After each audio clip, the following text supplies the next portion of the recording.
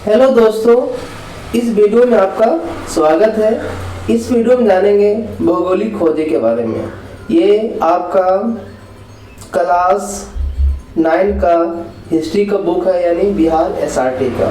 ये आपका BPSC exam जो लेता है उसमें बहुत ही महत्वपूर्ण भूमिका अदा कर सकता है आपके एग्ज़ाम के लिए। चलिए शुरुआत करते हैं हम लोग। तो बोल रहा है कि विश्व इतिहास की युगांतकारी घटनाओं में समुद्री यात्राओं एवं भौगोलिक खोजों का महत्वपूर्ण स्थान रहा। यानी किसी भी देश के लिए जो समुद्री यात्रा, जो समुद्री मार्ग होता है वो बहुत ही महत्वपूर्ण होता है किसी भी देश के लिए। आधुनिक युग की शुरुआत होने में जिन घटनाओं का निर्णायक योगदान रहा उनमें यह खोजें शामिल है। यानी जैसे कि भारत में वास्को डी गामा ने समुद्री मार्ग खोज किया, कोलंबस ने अमेरिका खोज किया। ठीक है, यानी ये मतलब एक तरह से समुद्री मार्ग क्या हुआ, एक तरह से व्यापार होने में बहुत ही महत्वपूर्ण भूमिका निभाया। और इसी मार्ग के द्वारा आगे चल के बहुत से देश क्या हुआ, उपनिवेश के शिकार हो गए। इनकी पृष्ठभूमि उस वैज्ञानिक प्रवृत्ति और आर्थिक विकास, विशेषकर व्यापारिक परिवर्तनों, यानी किसी भी बोल सकते हैं कि जब अगर आपका जो भौगोलिक खोज हुआ, इससे क्या हुआ, देश में व्यापारिक परिवर्तन हुआ। भारत में डच आए, फ्रेंच आए, अंग्रेज आए। ठीक है, तो मध्ययुग के अंतिम चरण में यह आरंभ हो गई थी। इस कार्य में यूरोप के देशों की अग्रणी भूमिका निभाई और यही कारण है कि आधुनिक युग में यूरोप का वर्चस्व रहा। यानी जो नए नए मार्गों का खोज हुआ उसमें यूरोप का बहुत बड़ा योगदान था। इस कारण क्या हुआ, विश्व स्तर पर यूरोप का वर्चस्व रहा। यह बात है कि भौगोलिक खोजों का शुरुआत करने वाले देश स्पेन और पुर्तगाल। याद रखिएगा, आपको ये क्वेश्चन आ भी सकता है कि मतलब जो भौगोलिक खोज का जो शुरुआत कौन किया था, स्पेन और पुर्तगाल था। धीरे धीरे पिछड़ते चले गए और नए देशों जैसे कि इंग्लैंड, हॉलैंड, फ्रांस, तत्पश्चात जर्मनी को इस दिशा में अधिक सफलता मिली। यानी शुरुआत में स्पेन और पुर्तगाल ज्यादा महत्वपूर्ण भूमिका निभाते थे खोज में, लेकिन आगे चल के ये लोग पीछे हो गए और इंग्लैंड, हॉलैंड, फ्रांस ये लोग आगे हो गए। हम जानते हैं कि विश्व की प्रारंभिक सभ्यताओं के काल में व्यापार एवं वाणिज्य परस्पर संपर्क कारण रहा। यह व्यापार मुख्यतः एक निश्चित मार्ग के माध्यम से होता था। प्राचीन एवं मध्य काल में यूरोप एवं एशिया के मध्य प्राय इन्हीं मार्गों को प्रयोग किया जाता था। मतलब पहले भी व्यापार होता था, लेकिन वो मार्ग एक फिक्स था, यानी कि वे मतलब स्थल मार्ग के द्वारा व्यापार होता था। लेकिन आगे चल क्या हुआ, समुद्री मार्ग के द्वारा व्यापार होने लगा। परंतु विश्व के कई ऐसे क्षेत्र थे जिनमें जनजीवन विद्यमान था, लेकिन शेष विश्व उनका जुड़ाव नहीं था। जैसे अमेरिका, अफ्रीका, ऑस्ट्रेलिया, एशिया, अनएशिया आदि। मतलब विश्व स्तर पर बहुत सारे ऐसे देश थे जो मतलब वहाँ जीवन होता था, लेकिन हम लोगों को उनके बारे में पता नहीं था। लेकिन इन मार्ग के द्वारा क्या हुआ, हम उनके बारे में जाने। यद्यपि 13वीं शताब्दी में भारत होकर चीन की यात्रा बेरोने से यूरोपियन को दक्षिणी पूर्वी एशिया समृद्धि का एहसास हुआ, परंतु इनका विशेष प्रभाव नहीं पड़ा।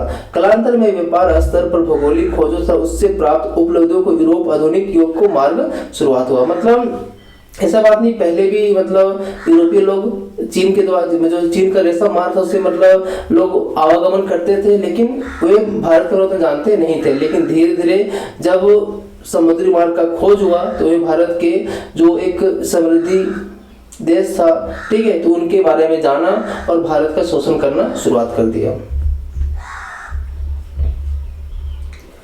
तो अब बोल रहा है मध्यकालीन यूरोपीय इतिहास का हम यदि अध्ययन करेंगे तो पाएंगे कि काल सामंती परिवर्तनों का काल था। यानी जो आपका जो फ्यूडल सिस्टम था इन देशों में पाया जाता था। इस काल में ना तो व्यापार वाणिज्य गतिशील था, ना ही धर्म का स्वरूप उदार और मानवीय था। पृथ्वी के बारे में ज्ञान और अल्प एवं अंधविश्वास से युक्त था। सीमित भौगोलिक ज्ञान के कारण समुद्री व्यापार में सीमित था। यानी उस समय विज्ञान उतना विकसित नहीं किया था, इसलिए लोगों में अंधविश्वास था। ठीक है, तो इस कारण विकास रुका हुआ था। मध्ययुगीन लोगों का विश्वास था कि पृथ्वी चपटी है, समुद्र में अधिकतम दूरी पर जाने पर पृथ्वी किनारा गिरकर अंत विलीन हो जाने का भय बना रहता था। यानी मतलब जब तक मतलब हमको इतिहास प्लस विज्ञान का जानकार नहीं था तो लोग मानते थे पृथ्वी क्या है, चपटी है। और मतलब अगर हम समुद्र का यात्रा करते हैं, एक टाइम के बाद क्या हुआ, समुद्र का जो छोर होगा वह खत्म हो जाएगा और हम धरती से गिर जाएंगे। जहाज छोटे और असुरक्षित थे, गति एवं सुरक्षा के लिए हवा पर निर्भरता थी। कंपास या कुतुबनुमा जैसे दिशा सूचक यंत्र थे। यानी आपको याद रखना कि पहले क्या था, कंपास कुतुबनुमा क्या था, एक दिशा सूचक था। यानी कि हमको नॉर्थ जाना है, साउथ जाना है, तो इसके द्वारा हम जाया करते थे। अतः दिग्भ्रमित होकर समुद्र में भटक जाने का भय बना रहता था। यानी पहले विज्ञान का विकास नहीं किया था, इस कारण क्या था कि हमें समुद्र में भूलने का डर होता था।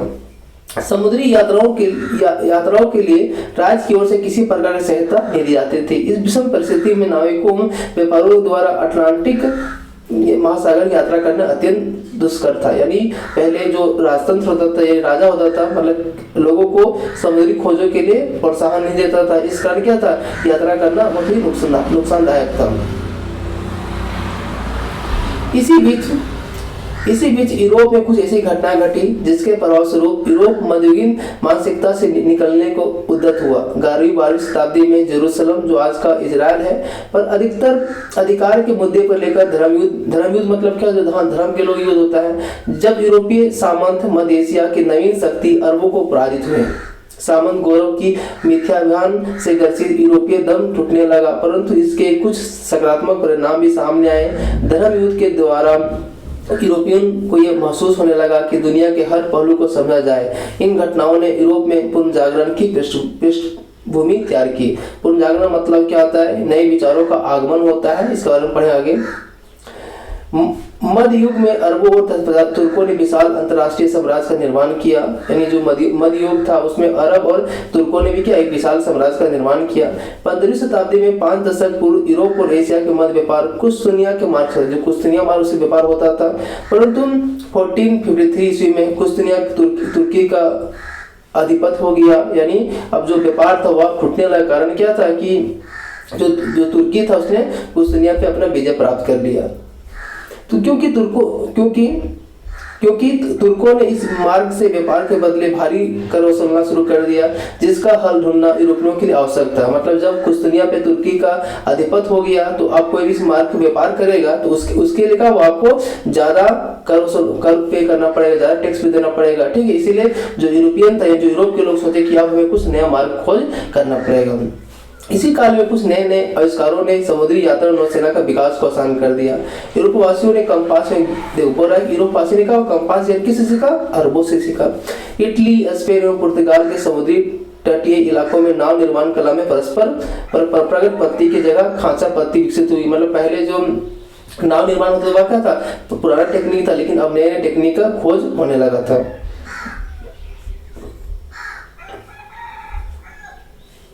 समुद्री अभियानों ने काफी सहायक था। अब मानचित्र में काफी सुधार हो चुका था। इस संदर्भ में एस्ट्रोलोब मतलब क्या होता है, इसका मतलब होता है अक्षांश जानने का उपकरण। याद रखिएगा, एस्ट्रोलोब मतलब क्या होता है, अक्षांश जानने का उपकरण। पुर्तगालियों ने एक नई किस्म के हल्के और तेज चलने से चलने वाला जहाज, यानी आपको पूछा जाएगा केरावल क्या है, तो केरावल क्या था, एक नया किस्म का हल्का और तेज चलने वाला जहाज था। इन नए उपकरणों एवं साहस के बल पर यूरोपीय नाविकों ने अटलांटिक एवं भूमध्य सागर अपने जहाज उतारे। यानी जब केरावल जैसा एक जहाज बनाया गया जो हल्का भी और तेज भी चलता था, इस कारण क्या हुए, लोग अटलांटिक एवं भूमध्य सागर में अपने जहाज को उतारे ताकि नए समुद्री मार्ग खोजा जाए।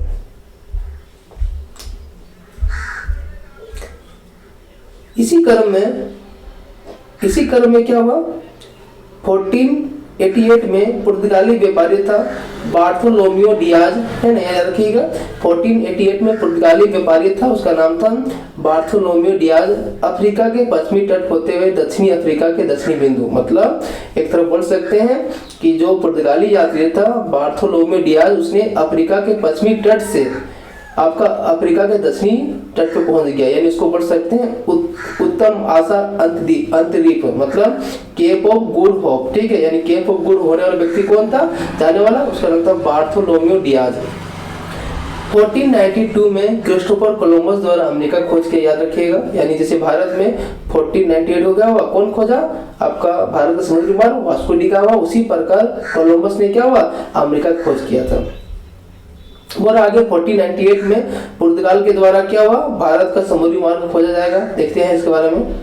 बोल रहा कि साहसी नाविक वास्को डी गामा उत्तम आशा अंतरिक्ष होते हुए भारत के मालाबार तट यानी केरल कलकट पहुंचा, यानी जो केप ऑफ गुड था, ठीक है, इसी के द्वारा जो वास्को डी गामा था वो भारत के समुद्री मार्ग में पहुंचा।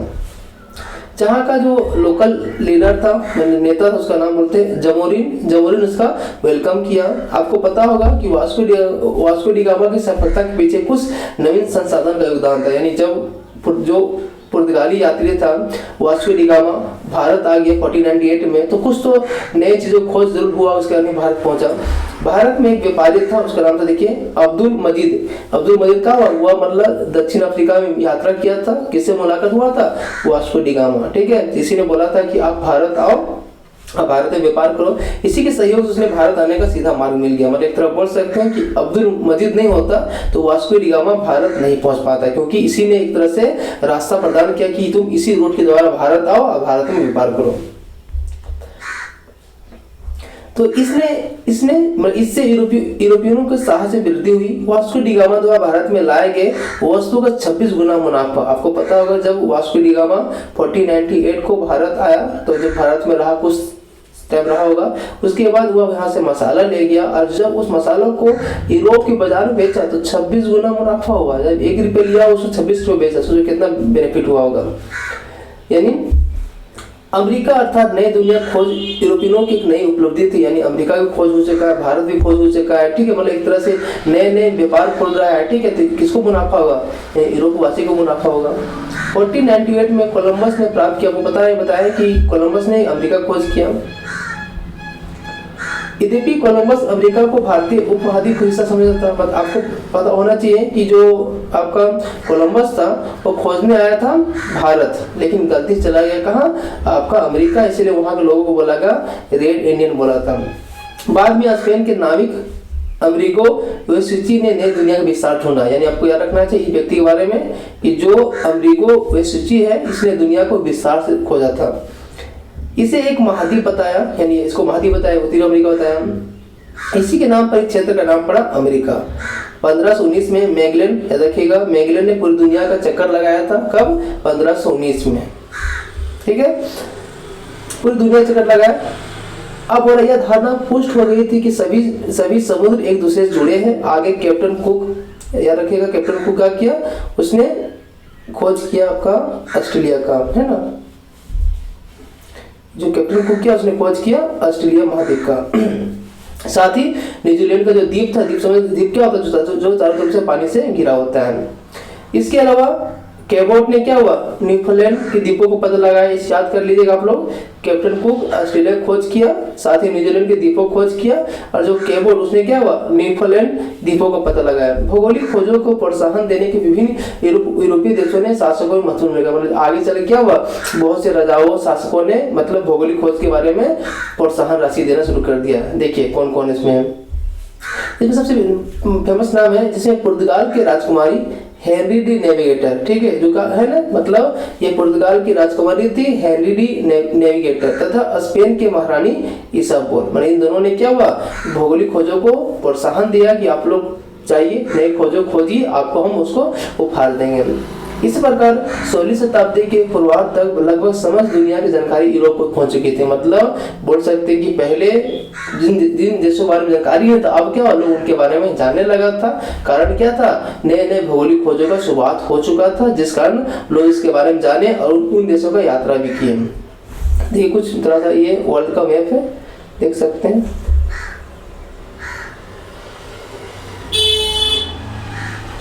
बोल रहा देखिए, भौगोलिक खोजों के परिणाम काफी दूरगामी और महत्वपूर्ण साबित हुए। इस घटना ने पहली बार लोगों को संसार के बृहद भूखंड के बारे में परिचित कराया। मतलब जो पहले भारत, अमेरिका, जो कोई लोग उसको नहीं जानता था, लेकिन अब जानने से क्या हुआ?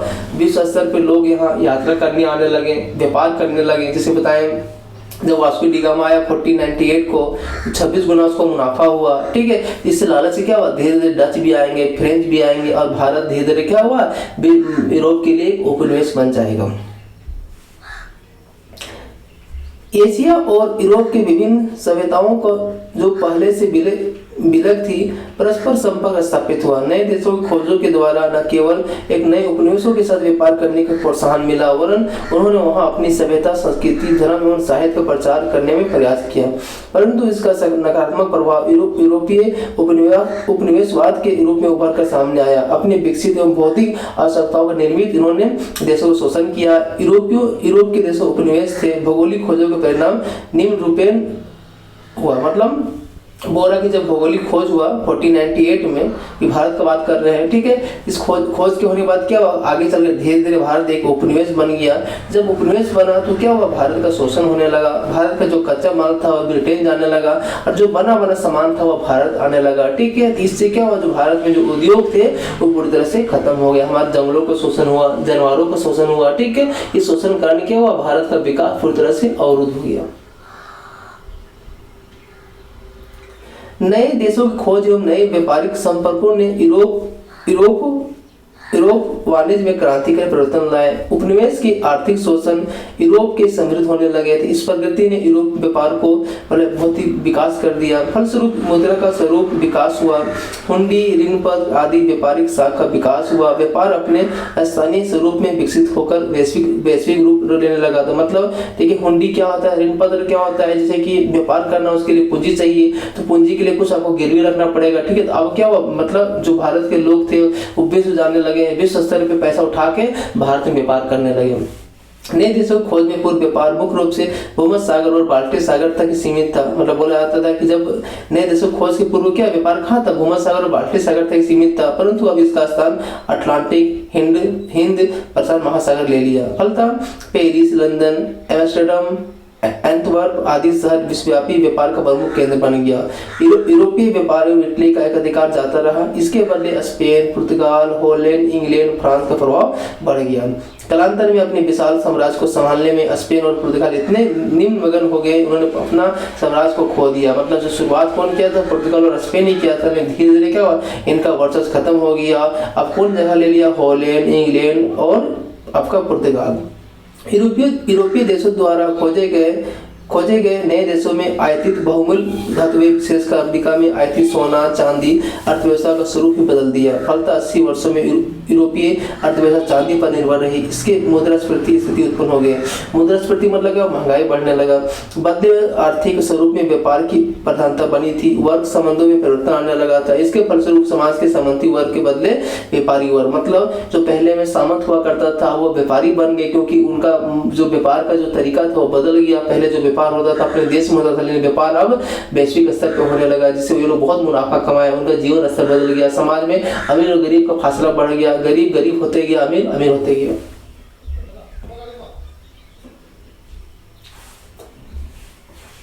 औपनिवेशिक साम्राज्य का विकास। भौगोलिक खोजों के उपरांत उपनिवेश की स्थापना के स्वरूप में साम्राज्यवाद का विकास जारी रहा। यूरोपीय राष्ट्रों में तीव्र प्रतिस्पर्धा भी चलती रही। इसके फलस्वरूप व्यापार के माध्यम और स्वरूप भी परिवर्तन आए। व्यक्तियों की जगह अब संगठित व्यापारिक कंपनी व्यापार का संचालन करने लगा। इसी उद्देश्य से विशेषाधिकार एवं अन्य सुविधाएं प्राप्त करने के लिए कंपनियां परिवर्तनशील हुई। England, Holland, Sweden, Denmark, France आदि देशों में ऐसी कंपनियां स्थापित हुई। जैसे आपको पता होगा ईस्ट इंडिया कंपनी था। इनमें कुछ कंपनी व्यापारी के द्वारा प्रायोजित थी, कुछ राज्य द्वारा, मतलब कुछ कंपनी किसी व्यक्ति के द्वारा था, किसी देश के द्वारा था। आगे अमेरिका, अफ्रीका, ऑस्ट्रेलिया तथा अन्य द्वीप समूह में उपनिवेश एवं बस्तियां बसाई गई। शुरुआत में पुर्तगाल और स्पेन उपनिवेश स्थापित करने के लिए अग्रणी रहे, परंतु 16वीं सदी के अंत तक, 17वीं सदी के शुरुआत तक फ्रांस भी शामिल हो गया। मतलब शुरुआत कौन था, फ्रांस। और आपका मतलब फ्रांस भी आगे चल के अपने उपनिवेश को स्थापित करने में अपना योगदान दे रहा था। वाणिज्यवाद का विकास। नए देशों की खोज और व्यापार में वैश्विक विस्तार के फलस्वरूप आधुनिक पूंजीवाद का जन्म हुआ। इस आर्थिक व्यवस्था में बुलियन की महत्ता बढ़ी। सोने की महत्ता यूरोपियन देशों में ध्यान इस ओर आकर्षित किया। अंतर्राष्ट्रीय स्तर पर सोने एवं चांदी की लूट हुई, साथ साथ इसका भंडारण भी किया जाने लगा। इन भंडारों की प्राप्ति में स्पेन अग्रणी था।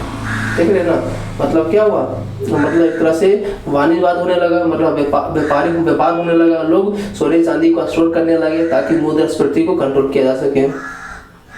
ईसाई धर्म एवं पश्चिमी सभ्यता का प्रसार, यानी जहाँ जैसे ही व्यापार का शुरुआत हुआ, ईसाई भी क्या अपने धर्म का प्रचार करने स्टार्ट कर दे, यानी एक तरह से जो पश्चिमी सभ्यता होगा वह हम लोगों पे लादा जाएगा। जैसा कि पूर्व में उल्लेखित है कि भौगोलिक खोजों ने यूरोपीय देशों की सभ्यता, संस्कृति, धर्म और साहित्य, मतलब आपको पता होगा व्यापार से उन्होंने क्या अपनी सभ्यता, संस्कृति, धर्म का भी प्रचार किया। धर्म युद्धों की असफलता के कारण ईसाई धर्म प्रचार प्रसार धीमा पड़ गया था। नए भौगोलिक खोजों ने इन्हें प्राण डाल दिए। ईसाई धर्म प्रचारकों ने अफ्रीका, एशिया, अमेरिका दुर्गम स्थलों में जाकर अपना धर्म प्रचार किया, परंतु इसका नकारात्मक प्रभाव यह पड़ा कि इन क्षेत्रों में धन का लालच देकर जबरन धर्मांतरण, संस्कृति अतिक्रमण किया गया। इसका विरोध भी हुआ। दूसरी तरफ धर्म की व्यापार प्रसार ने चर्चों की प्रभुता को कम किया। भौगोलिक खोजों के कारण हुई ज्ञान में वृद्धि से तत्कालीन धर्म के विषय में कई स्थान प्रश्न उठ खड़े हुए। धर्म को भी तर्क की कसौटी पर कसा जाने लगा, जिसने धर्म सुधार आंदोलन को पृष्ठभूमि का निर्माण किया। यानी बोल सकते हैं कि जो ईसाई का उन्होंने धर्म के द्वारा मतलब धर्म के द्वारा व्यापार को प्रोत्साहन दिया, मतलब जगह जगह जाके अपने धर्म का प्रचार किया, उन लोगों को लालच दिया है कि आप मेरा धर्म अपनाओ, तुम्हें पैसा दिया जाएगा, ठीक है। इस प्रकार से ईसाई धर्म क्या हुआ, वैश्विक धर्म बन गया। दास व्यापार का विकास है, आप देखिए इंसान को गुलाम बनाना शुरुआत हो जाएगा। भौगोलिक खोजों के परिणाम स्वरूप विकसित हुए व्यापार वाणिज्य में मानव श्रम, मतलब देखिए जब हम व्यापार वाणिज्य करेंगे उसके लिए क्या चाहिए, हमको मानव को गुलाम बनाना पड़ेगा, ठीक है। इस तरह से क्या हुआ, स्लेवरी सिस्टम आएगा, यानी दास प्रथा आएगा। उसके बारे में हम आगे पढ़ते हैं। अमेरिका, अफ्रीका, ऑस्ट्रेलिया के मूल निवासियों को पकड़कर उन्हें यूरोप के बाजारों में बेचा जाने लगा। शुरुआत में गुलामों का व्यापार व्यक्तिगत स्तर था, किंतु 16वीं शताब्दी के अंत में इसे बाकायदा व्यापार का रूप धारण कर लिया। इन गुलामों को जंगल काटने,